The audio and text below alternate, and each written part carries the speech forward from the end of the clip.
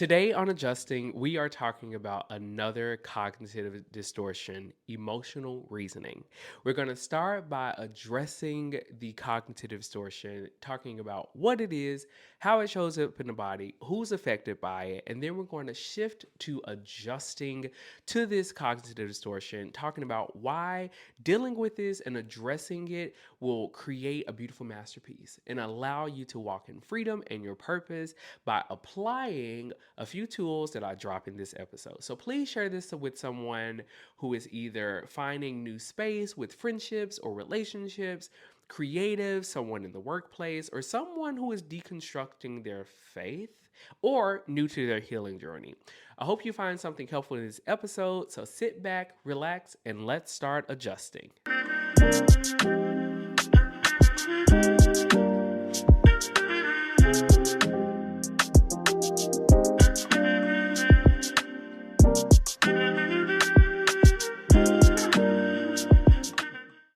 And we're back with another episode of Adjusting Podcast with your host, Justin G. Nelson. Y'all, we have 2 more weeks left in this series. I'm excited. Not because I'm tired of talking about it, but because I am tired of being emotionally victimized every episode talking about something and realizing that I have this too. Like today I was reading and I was just like, do I lead with emotions? I'm an emotional person. I'm a Cancer, okay? But I be doing stuff in this that I'm gonna talk about in this episode, and I don't like it. So I have to practice what I preach. Okay, I have to start making more adjustments. But y'all don't even know what I'm talking about. Today we're talking about emotional reasoning. Okay. It's the cousin of catastrophizing and magnification. Like magnifying, minimizing. We're talking about the magnifying side of it. So be patient today, okay? You're going to need some paper and some things. But first, thank you to TJ with Tea with TJ podcast for editing. He's patient with me and I appreciate it. Also, I am doing a cabaret, not a solo cabaret, okay? It's me and 3 other people, but we are performing at the Laurie Beekman Theater here in New York City. It's my first cabaret, and it is April 24th at 9:15 p.m. There is a live stream option, so if you want to buy a ticket, you can. I'll put the link below. Thank you. Other than that, today's episode is it's fun. It's fun, but I think this is one that we really have to sit with and be honest with ourselves about the topic of emotional reasoning. So to prepare, let's take a breath. All right. If you're driving, focus on the road. If you are home or at work or in the office or at school, somewhere where you can get a little silence to breathe and center yourselves, I invite you to do so. Now we're going to breathe in for 4, hold for 7, and release for 8. So ground your feet flat on the ground. Relax your ankles. Relax your shins and your calf muscles. Relax your knees. Relax your thighs, relax your hips, and start to sway left and right. Relax your stomach, relax your chest, relax your arms. Roll your shoulders back, relax your neck, relax your chin and your face, relax your forehead. Close your eyes and breathe in for 4, hold for 7, and release for 8. Breathe in, 2, 3, 4, hold it 1, 2, 3, 4, 5, 6, 7, out 1, 2, 3, 4, 5, 6, 7, 8. Let it all out. Great. We're going to take one more deep breath in and out just to let anything else out that might be blocking you. Okay? So deep breath in and out. Yes. All right. So today we're talking about emotional reasoning. It is a cognitive distortion where you treat your feelings as evidence. I preach feelings are valid. You are human. You need feelings. Feelings to me are like part of the recipe, but not the final result. Okay. You need a little bit of experience, a little bit of feelings, a little bit of processing, time for everything to work together, and then you get an experience. You get the outcome of it all. Okay. So we're talking about emotional reasoning. So the internal logic goes like this: I feel embarrassed, so I must have done something humiliating. I feel like a fraud, so I must be one. I feel unwanted, so I clearly am. The feelings become the fact. Okay. But they're not. The feelings are the data, they're the research. They're the things that make you come to the conclusion. Fascinating. This is something I need to adjust. This is something that people see that I don't want to be presented as. So I need to do work. Not what they see is the truth, because it's not, unless it's a positive praise, you know. But unless it's something negative, it's like, knock my water over. That's not who I am, but this is who I want to be. Okay. And this is important to hold, because emotional reasoning doesn't mean your feelings are wrong or that you shouldn't trust yourself. It means your feelings, like I said, are data, but they are not the only data. Okay? And when we let them become the whole story, we close ourselves off from asking the question that actually sets us free. Is this feeling something that is showing me what's true, or showing me what I'm afraid of? We never ask ourselves questions. We go based off the fear analysis of it all and say, well, I'm afraid of this, so I can't do it. I can't do hard things. But you can. You can. Emotional reasoning is different from intuition. And a lot of people confuse that. Okay? Emotional reasoning is loud. Okay? It's urgent, it's rooted in fear. Intuition is quiet. It's grounded. It's based on experience. All right? One of the skills we'll talk about later is learning to distinguish the difference, because you can't dismiss everything you feel, but you can't let every feeling write the verdict. Okay? So, like I said, they're a close cousin to magnification, where emotional reasoning and catastrophizing show up together. You feel anxious, so you assume something bad is about to happen. You feel dread, so you treat the dread as a prophecy. The emotion starts driving the narrative, and suddenly your nervous system is living in a threat that exists only in your head, okay, and not in the life you're living. So, how does this show up across our day to day lives, in friendships and relationships? You haven't heard back from someone, okay? And it's been a few days. And so you just like, well, maybe they're tired of me, or maybe they're ghosting me, and I feel rejected. So the instant feeling of rejection pops up. Your brain doesn't say they might be busy. They might they might be working 4 jobs and don't have a social battery, and they just need a second to decompress, and they don't want to give you, I'm talking about myself here, they don't want to give you 10% of them. They know you're worthy of more. So they say, let me just not respond right now, because either I'm going to come across annoyed, or I'm going to come across dismissive, or I'm responding just for the sake that don't I don't want you to feel a certain way. But the person who's sending the text message has already gone to, well, other people don't respond, so maybe I'm getting on their nerves, or they don't want to be. That is not the case. Okay, especially if this person has never done this before, grace is available. Okay, that's all I'm saying. And in group settings, you're at a dinner table, a team meeting, or a community gathering, emotional reasoning shows up as the quiet conviction that you don't belong, even when no one told you that. Who told you that? Who said you don't belong here? Just because you weren't greeted a certain way, or everyone has on black and you have on green, just sit your ass down. You belong there, okay? Next week, you'll be on track, okay? Next gathering, next meeting, you will be on the same accord. But walking into new spaces, you have to determine how people treat you in these spaces. Don't come in with a preconceived notion that you don't belong there. Make them adjust. You go into space and you like, Oh, I'm gonna shake some shit up. Not in the name of vanity and ego and pride, but because you are deserving to be in that space. So you go in with your green and say, I think it's a little bland in here, it's a little dark. So I'm gonna come in here and shake the table and make some stuff rattle, all right? And we gonna freshen it up. That's how you should go in, but not with anxiety as like, "Ugh, I don't think I belong here. I'm just gonna leave. Everyone has name brand.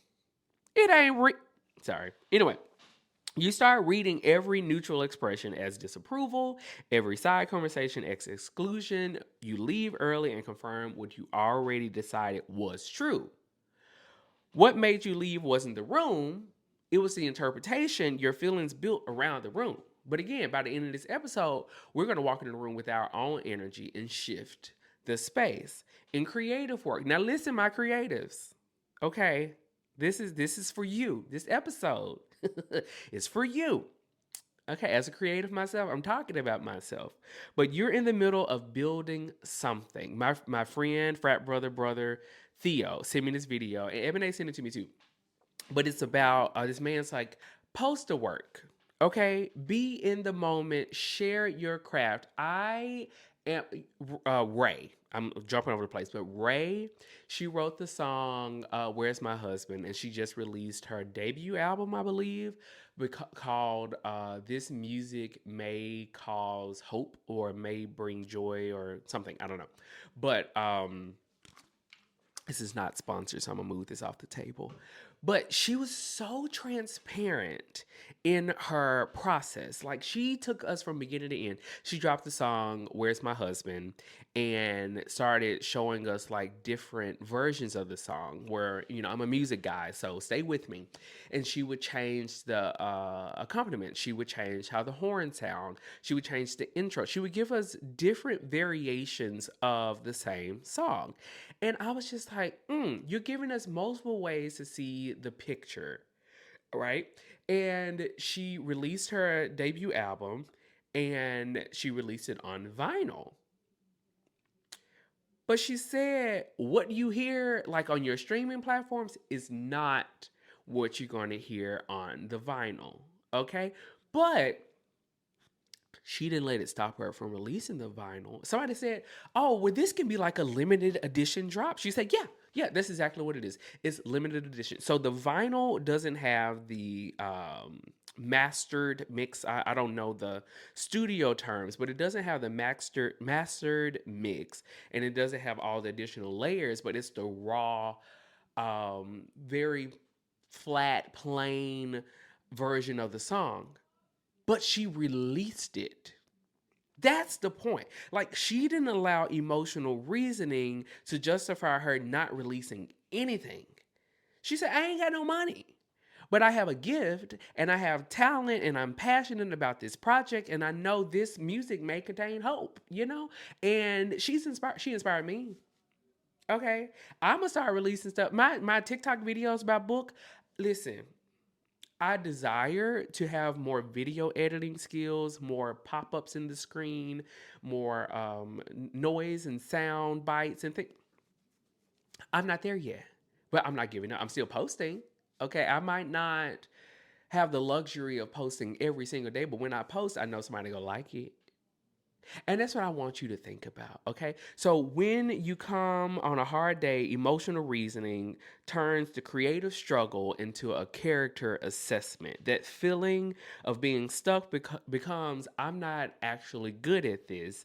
The feeling of comparison becomes, other people have what it takes and I don't. You do.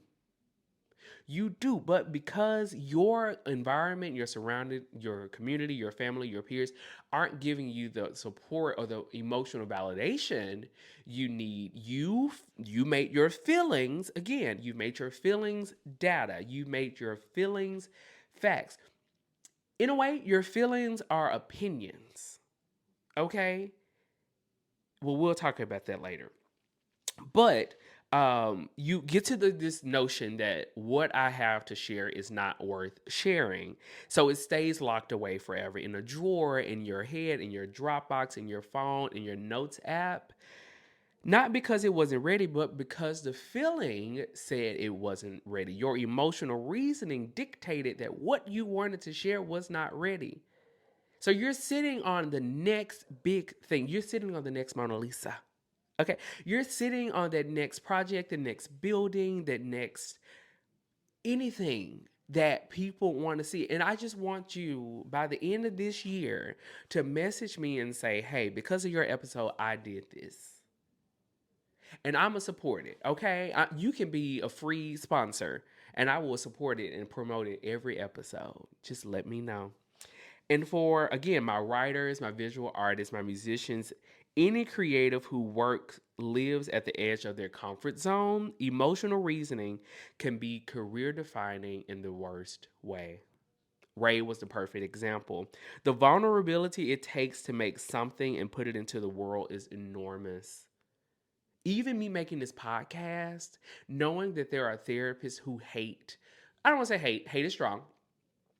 Knowing there are therapists who criticize people like me who are not licensed. Again, I'm not telling you nothing you can't read in a book.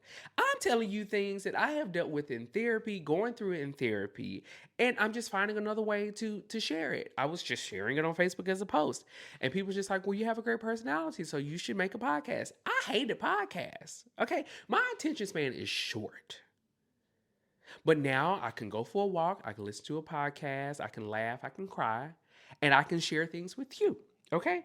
And the emotional reasoning exploits that vulnerability by converting the discomfort of exposure into evidence of inadequacy. I feel nervous about this, so it probably isn't good. That is not a quality check. Okay, you're not doing quality control. That is a feeling masquerading as one.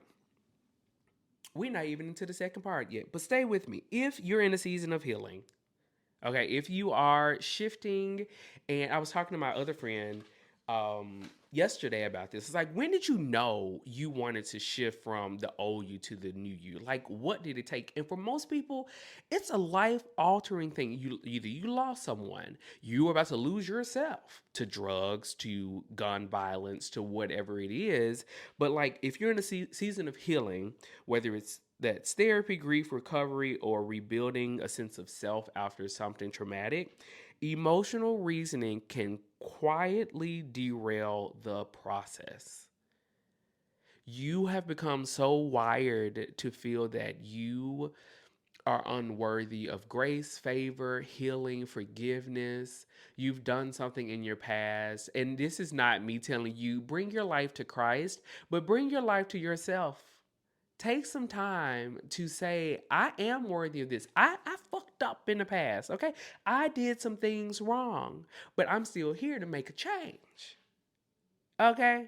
The doors of the church are open, but you sit with a memory in therapy and you get overwhelmed, and that overwhelm becomes, I am too broken to heal, because you never had a safe space to where you can cry and just like, I really messed up, and I never got to name the fact that I messed up.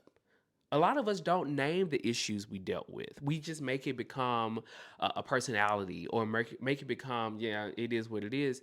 Yeah, but that what it is caused you to be who you are, and now you got a fucked up attitude and don't know how to talk to people, or don't know how to receive any help or support or love when it comes in, because you're too guarded by emotional reasoning, and now you're telling yourself, well, I don't deserve it. Says who? Who told you that? Exactly. You have a hard conversation about your faith and you feel distant from God, and that distance become God isn't there. You feel the grief of what was lost, and your brain says, that is who I am now. That the feeling is real. The feeling is real. The conclusion you're drawing is not. Like I said earlier, or maybe I didn't say that. I've recorded this episode multiple times. But we had our Good Friday service, and the pastor talked about it is finished. It was the last word of the 7 words.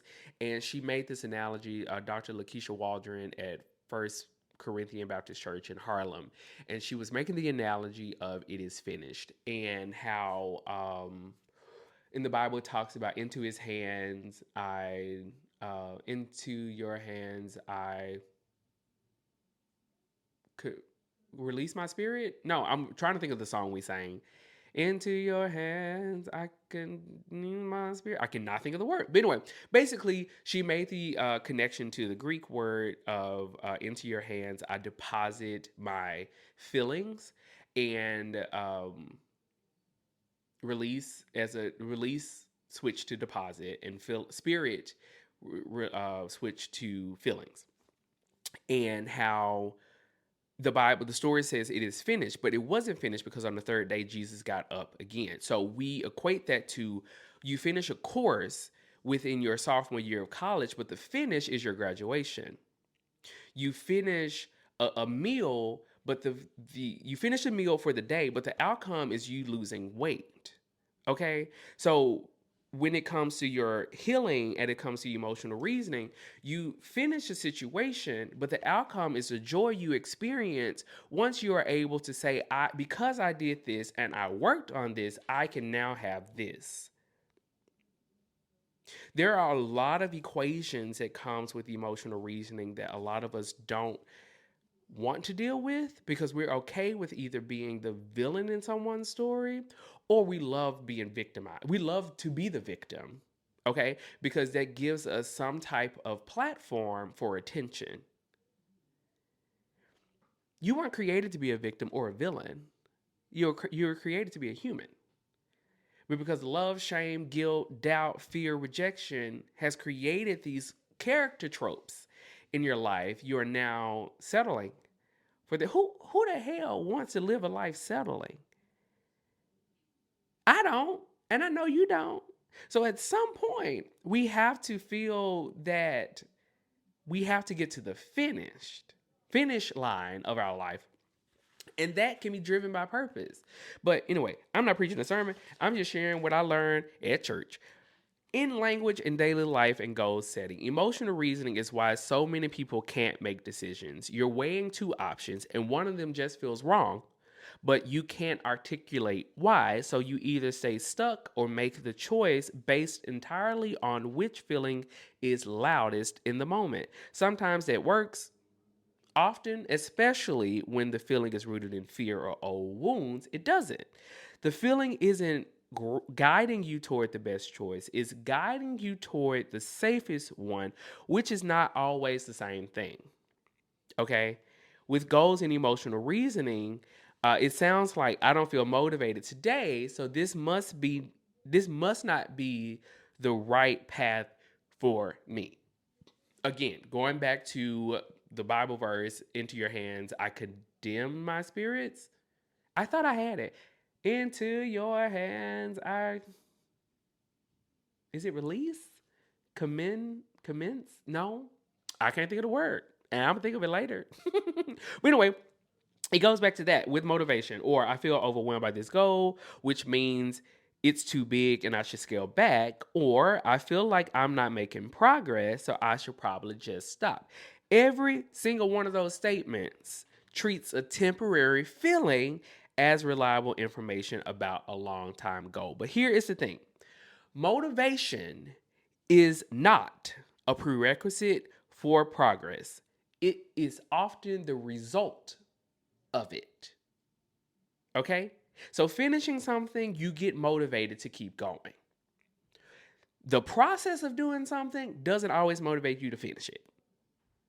Unless sometimes money is involved and you're like, I waste all my damn money, I'm gonna finish this. No, the motivation is not the prerequisite for progress, it is the result of it. But emotional reasoning has you waiting on the feeling before you take the action. And the feeling doesn't always show up on demand. What you gonna do about it? What you gonna do about it? So how does this show up as someone who experienced trauma? So for people who have experienced trauma, emotional reasoning isn't a bad habit. It's a nervous system adaptation, okay? When you've lived through experiences where things felt threatening and were threatening, your body learned to trust the feeling over the evidence. That was survival intelligence.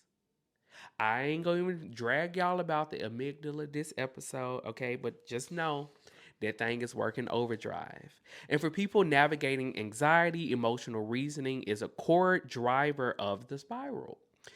Anxiety generates feelings, dread, worry, the physical sensation, the emotional reasoning converts those to facts. I feel like something bad is going to happen, so something bad is going to happen. I feel unprepared, so I must be. Okay? The anxiety creates the feelings, and emotional reasoning validates them. And then the anxiety gets louder because it's been confirmed. It's a loop. It's an anxiety loop. Okay? It's an emotional reasoning loop. If that, then this. Then that, then this. Then that. And it just keeps going. It's exhausting to live inside of that. And if you are living inside of that, jump out the loop, fall, trip, stop the loop, find someone. It's just kind of like when you watch, it was Disney, what was it, Loki? Loki, he had to find a way to stop the loop from happening, or else he wouldn't be able to end it. And he found a way. I forgot how he did it. But it's streaming on Disney Plus. They're not sponsoring this, so I ain't gonna give y'all too much information. But where did this start? How did we get here with emotional reason? And you know me, I am building a theory based off childhood trauma. All right, so emotional reasoning almost always has deep roots. If you grew up in a home where your feelings were regularly invalidated, where you were told you were too sensitive, too dramatic, and overreacting, your nervous system likely went one or two directions. Either it learned to dismiss feelings entirely, okay, or it learned to grip them even tighter as the only truth it could trust. The second is a setup for emotional reasoning, okay? When the world around you couldn't be trusted to reflect your reality accurately, your feelings became the most reliable thing you had. Also, environments where caregivers were emotionally volatile also produced this pattern.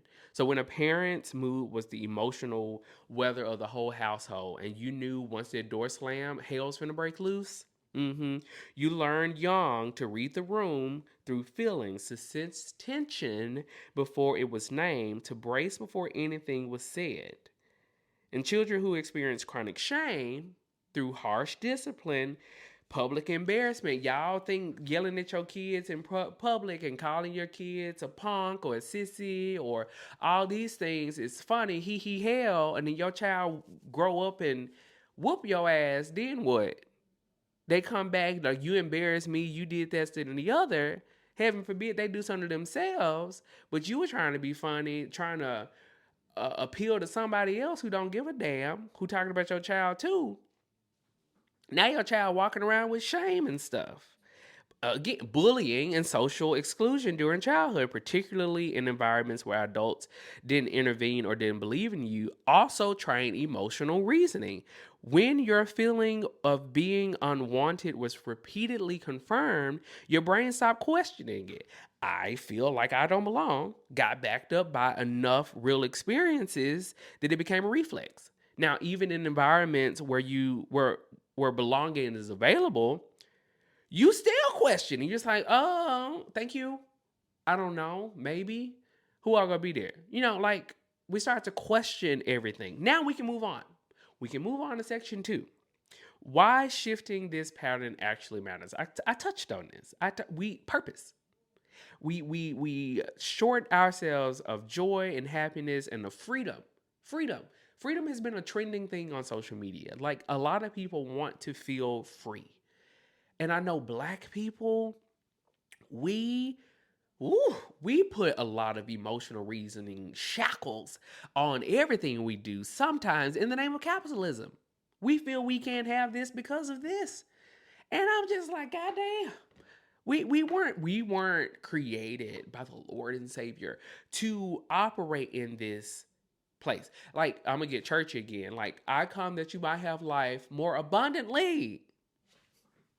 We have to live in abundance.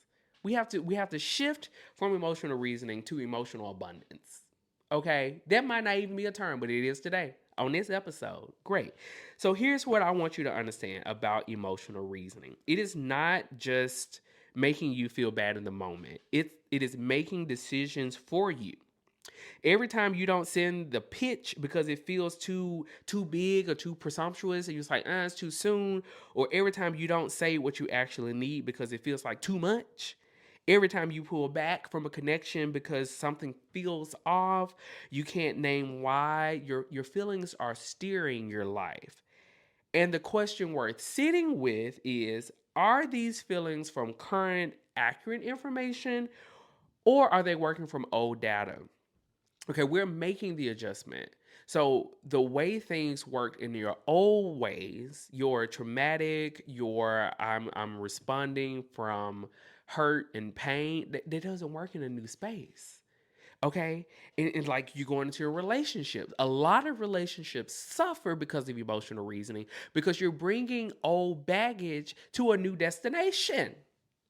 You need to upgrade your emotional reasoning. Okay, just because your partner fell asleep while y'all watch a movie don't mean they're bored. Baby, they probably got sleep apnea. Okay, they probably got a health condition, and but you didn't take time to know that because your last partner was cheating on you and was falling asleep because they were creeping out or they were trying to get ready for their sneaky leak. But you took that baggage to your next destination, and now you questioning everything over there. Why they sneeze like that? They got sinus problems. Like, what do you mean? Why do they sneeze? but again, but again, you are human. We are human. Okay. Everyone isn't wired the same. I know I was guilty of it. Okay. I took old baggage to a new place and then I kicked it. I kicked the baggage out. I was like, burn. Because you're not gonna mess this up. We still broke up. But still, it's the principle of it all. Okay. You're relating to the version of them your nervous system has constructed based on who hurt you. Okay. The people in the front of you now, the ones who are actually trying, they don't deserve that. They deserve a chance. Not a choice, a chance. Shit. Sorry, I love this episode. Okay, professionally, emotional reasoning is one of the biggest hidden barriers to growth. It shows up as the refusal to advocate for yourself because asking feels like imposing. This is where it gets personal. So, I work as a freelance, and it is so hard for me at times to ask for more money.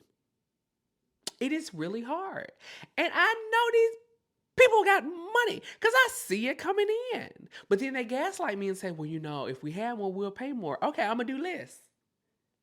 How about that? I'm going to do less. I'm going to do the bare minimum of what I'm being paid to do. I'm no longer going above and beyond.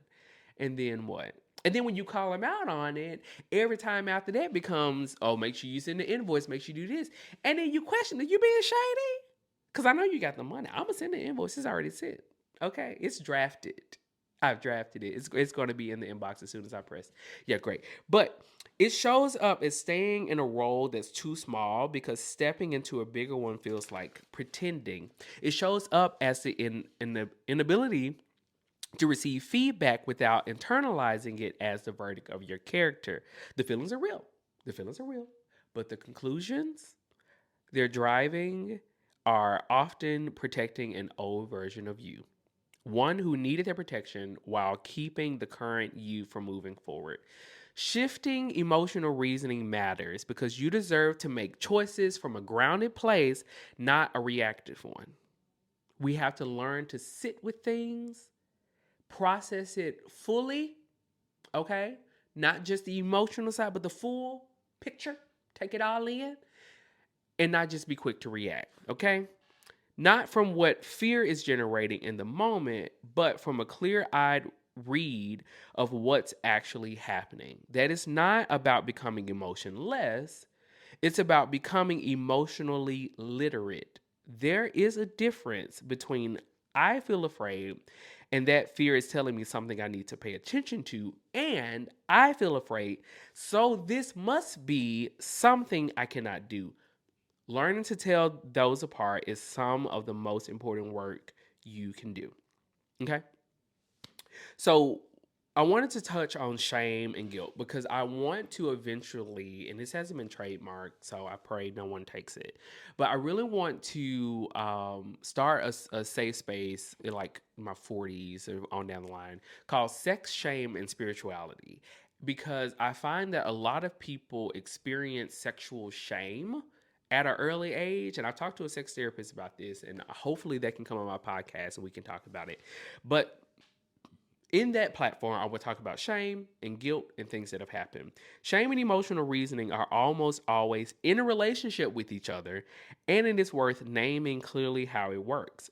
Guilt says I did something bad, shame says I am bad.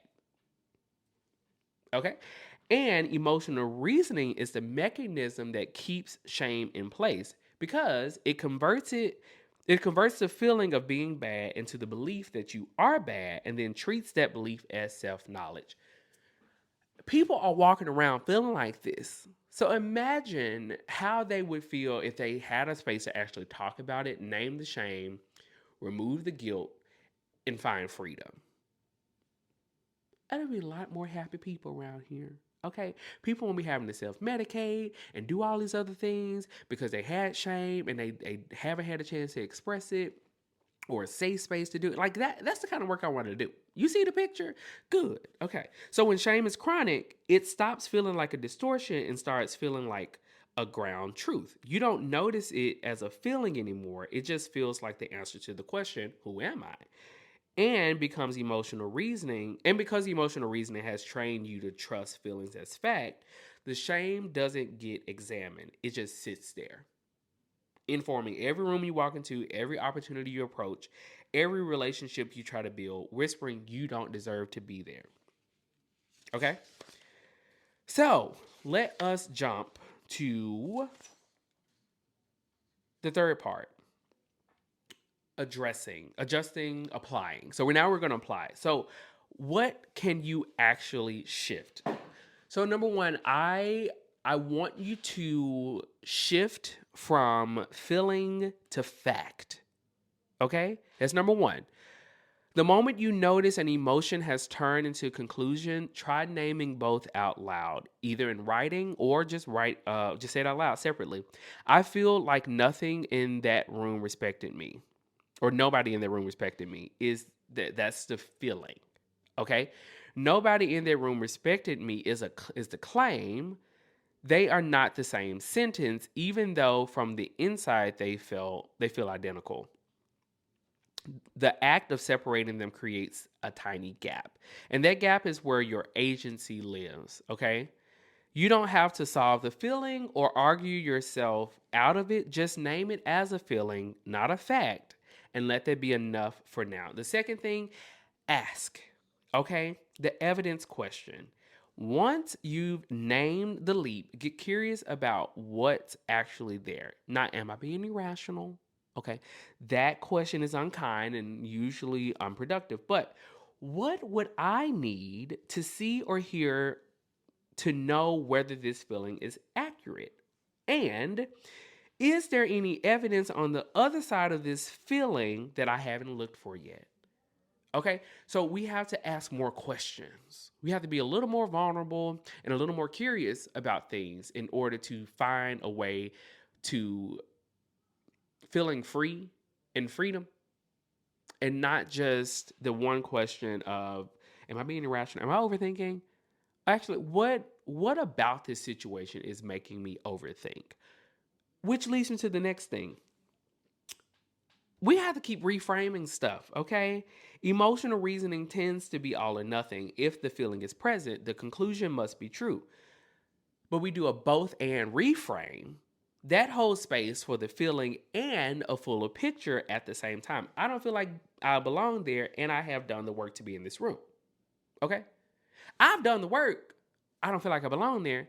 I don't even know everyone in the room. Somebody else might be feeling the same way. But because I automatically allowed emotional reasoning to kick me out the door, I just walked in, but I worked my ass out to be in this room. Y'all gonna see me in this room, okay? I feel afraid of this, and fear doesn't mean it's wrong for me. I feel like this isn't good enough, and I'm still gonna finish it. Both things can be true. The feeling gets to be there, it just doesn't get to be the only thing that's there. Which takes me to the fourth thing: consider the source. Okay, check the source of the feeling. Sometimes emotional reasoning is being driven by a past experience that just got triggered, not by what's actually happening right now.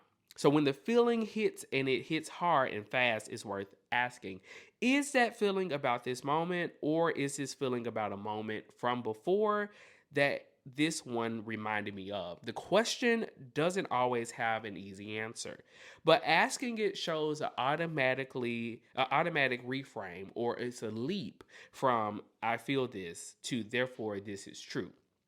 And sometimes a pause is everything you need. Okay?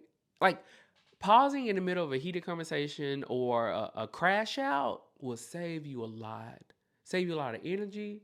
It'll save you a reputation. It'll save you some time. Okay? Pause. And the fifth thing, live. Get out of your head and live. Emotional reasoning thrives in isolation.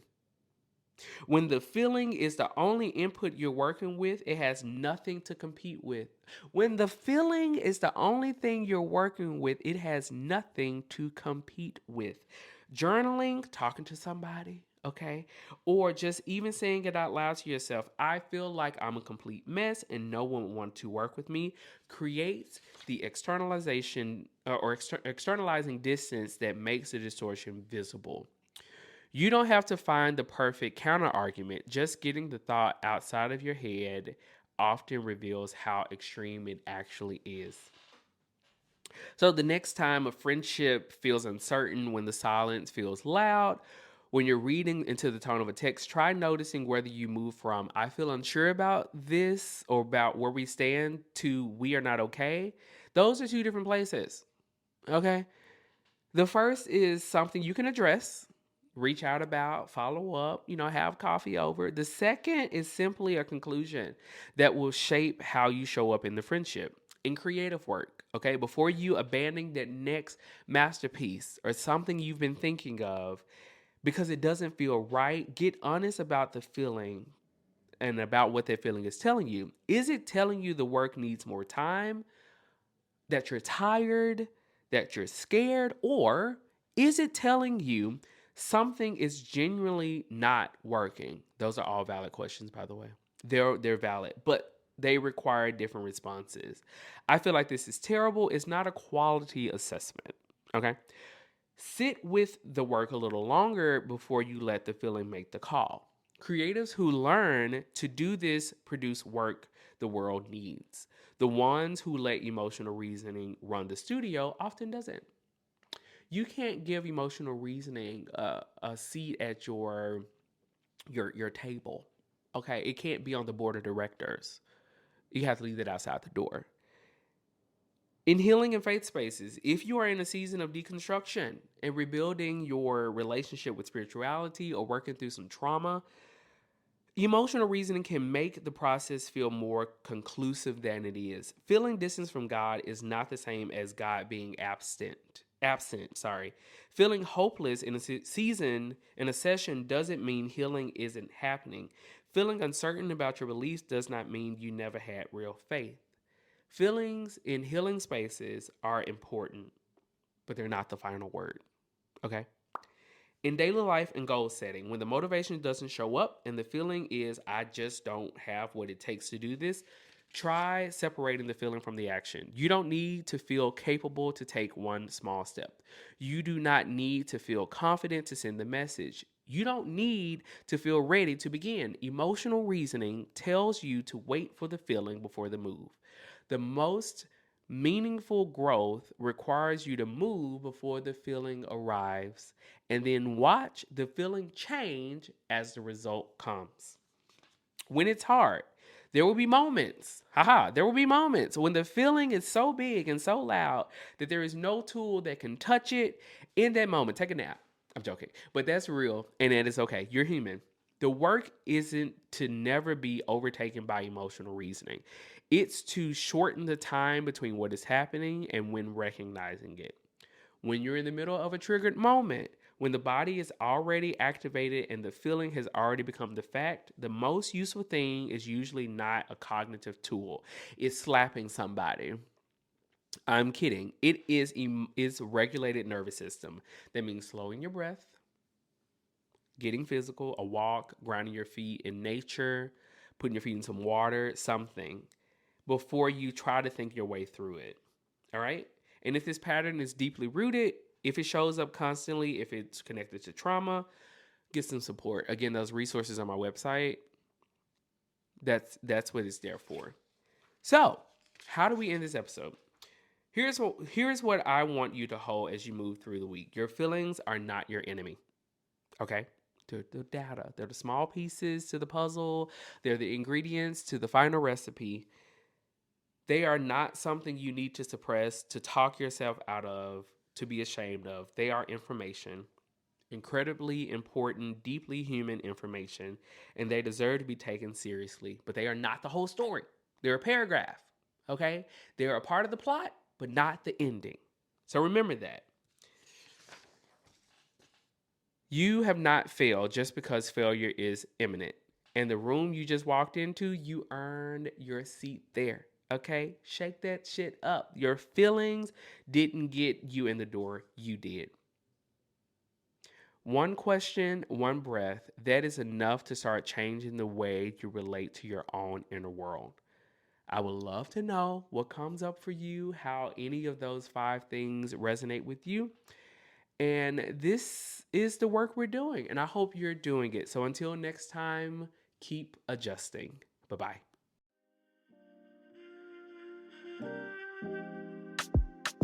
Thanks for tuning in to this week's episode. I hope you take something away to help you make the adjustments you need. Before you go, please take a quick second to share this with someone you care about. And if you can, please leave a 5-star rating and review on whatever platform you're listening to this on. For more information about adjusting or to inquire about being a guest, head over to adjustingpod.com. Until next time.